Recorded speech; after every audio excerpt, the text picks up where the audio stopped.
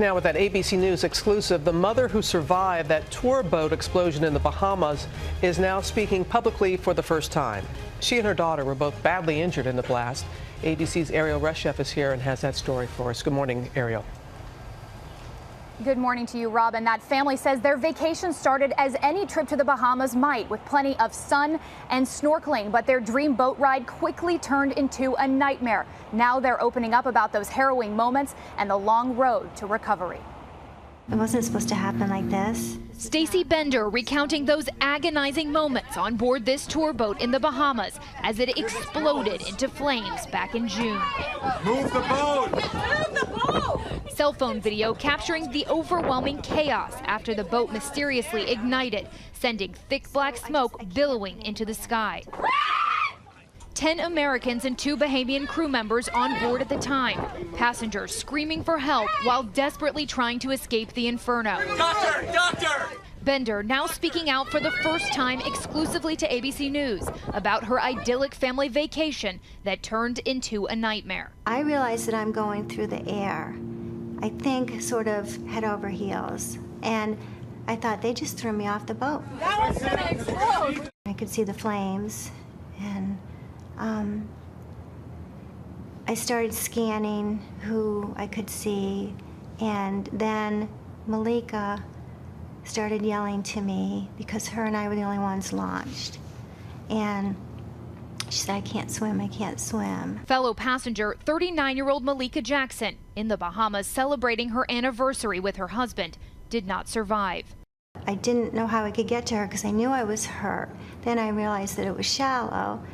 And so I got to her and she said, I can't feel my feet. And as Bender fought for her life, a wave of panic. Her daughter Stefanie, who was also on that excursion, was nowhere in sight. I'm screaming, where is Stefanie? Where is Stefanie? Over and over, and I'm hysterical. Stefanie dragged from the boat in dire condition, but once on shore, no medical personnel, no ambulances. My friend Sheila just went into like MASH mode, I call it. She took over and said, we are getting out of here.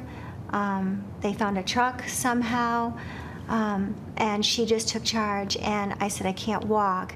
And she just threw me over her shoulders, and she got me in the truck, and they got Stefanie in the back of the truck, and we had a very long ride to the hospital. This morning, Stefanie is still recovering in a Florida intensive care unit. The 22-year-old college student, a lifelong dancer and soccer player, losing both of her legs in the blast, enduring more than 10 surgeries after fracturing her spine and breaking both pelvic bones. I sat by her bed and would look at her sweet little face and think, I might never see her eyes open again. You know, I just want to see those beautiful brown eyes. And she looked peaceful and beautiful, because she never cannot look beautiful. Bender admitted to the same hospital as her daughter, discharged just 1 week ago. Her legs still in casts after suffering both internal and external injuries. We're 2 floors apart, and I would get up to mine and know she was down there, and I would just say, you know, we're connected, you know, Steph, and I would tell her, I'm going upstairs, but I'm here, we're connected. Don't worry. Her daughter pictured here for the first time since the horrific ordeal. Those brown eyes open and a smile, alongside the ICU nurse and the hairstylist who spent hours brushing the knots out of her hair and volunteered to do it every week until Stefanie is released. I will just wipe her tears and hold her hand, and we're here. We're going to take care of you. And I keep telling her it's going to be okay. The tour boat company telling ABC News their hearts and prayers are with the victims and the families of this tragic accident, as authorities in the Bahamas continue investigating the cause of the blast. There was nothing left but metal on that boat. Why were we on that one boat? You know, you wish that you just made one different decision. And there's guilt that goes along with that.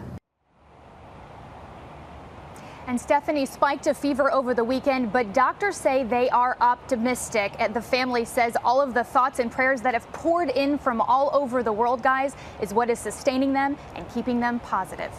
And Guys. they are continuing, and boy, to see a mother's love like that. And of course, thinking of the family of the woman who lost her life. They're on the anniversary, you know, you're there on a holiday, you know, you're kind of relaxed, and then something like that happens. But I know it's hard to hear the mom say she feels guilty. Oh, Nothing to please feel don't. guilty about.